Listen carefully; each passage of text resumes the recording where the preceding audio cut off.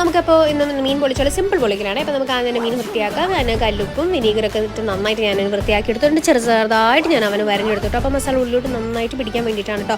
നമുക്ക് മസാല റെഡിയാക്കാൻ വേണ്ടി ഒരു ജാറിലോട്ട് ചെറിയുള്ളി, വെളുത്തുള്ളി, ഇഞ്ചി, പച്ചമുളക്, മഞ്ഞൾപ്പൊടി, മുളക് പൊടി, കുരുമുളക് പൊടി, ഉപ്പ്, നാരങ്ങ നീര്, കരിയേപ്പിലൊക്കെ ചേർത്ത് ഇച്ചിരി വെള്ളം ഒഴിച്ച് നന്നായിട്ട് അരച്ചെടുക്കുക. മഷി പോലെ അരച്ചെടുക്കുക കേട്ടോ. നമുക്ക് അവൻ്റെ മേലെ നന്നായിട്ട് തേച്ച് പിടിപ്പിച്ച് 1 മണിക്കൂറിൽ നമ്മൾ തന്നെ റെസ്റ്റ് ചെയ്യാൻ വിടുക. എന്നിട്ട് നമുക്കതിനെ ഫ്രൈ ചെയ്യാൻ വേണ്ടിയിട്ട് ഒരു പാനിലോട്ട് വെളിച്ചെണ്ണ ചൂടാക്കി ഇച്ചിരി കരിയേപ്പിലൊക്കെ തൂവി അവനെ നന്നായിട്ട് 2 സൈഡ് നന്നായിട്ട് ഫ്രൈ ചെയ്തെടുക്കുക.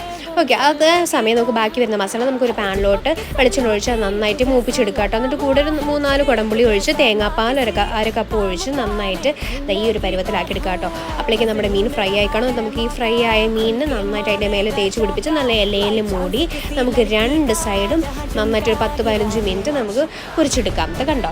അപ്പോൾ നമുക്ക് ഇങ്ങനെയാണ് കിട്ടുന്നത്. അടിപൊളി ടേസ്റ്റാണ്. അപ്പോൾ എല്ലാവരും ട്രൈ ചെയ്ത് നോക്കട്ടോ. സിമ്പിളാണ്. ബൈ.